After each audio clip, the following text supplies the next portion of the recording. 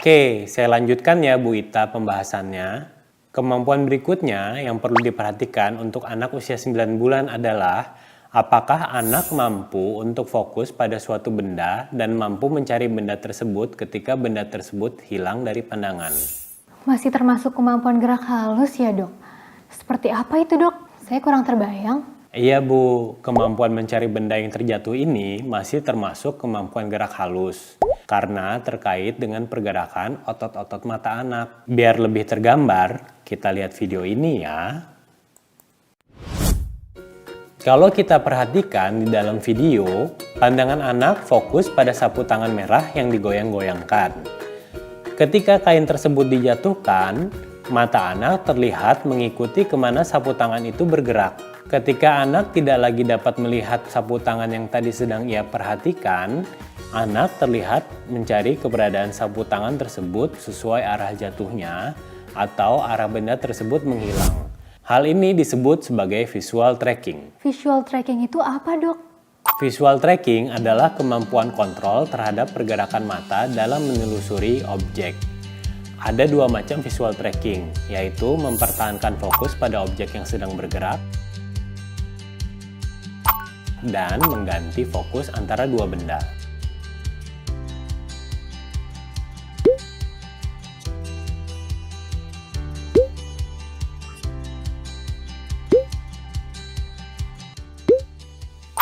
Nah, untuk kemampuan mencari benda yang terjatuh ini, kemampuan visual tracking yang terlibat adalah kemampuan mempertahankan fokus pada objek yang bergerak.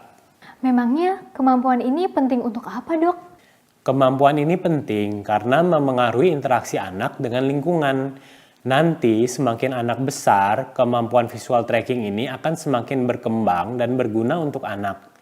Mengkoordinasi gerak tubuh, mengembangkan kemampuan persepsi akan ruang dan jarak, dan meningkatkan kesadarannya akan lingkungan.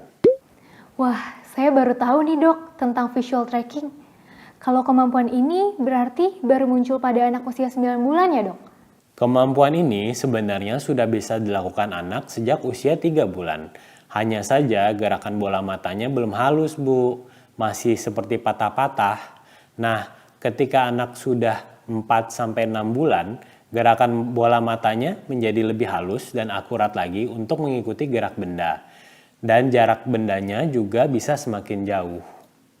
Sudah bisa sejak usia 3 bulan ya dok? Cepat juga ya dok. Berarti kalau usia 9 bulan anak belum bisa, bahaya ya dok? Kalau di usia 9 bulan belum bisa, sebaiknya segera dikonsultasikan dengan ahli ya Bu, agar dapat diketahui penyebabnya dan harapannya bisa lebih cepat ditemukan solusinya juga. Anak ibu belum bisa? Belum saya cek sih dok, tapi sepertinya sih sudah. Nanti saya pastikan lagi deh. Betul Bu, segera dicek ya buah hatinya. Iya dok, akan segera saya cek sekalian dengan kemampuan-kemampuan lain yang perlu saya cek juga di usia ini.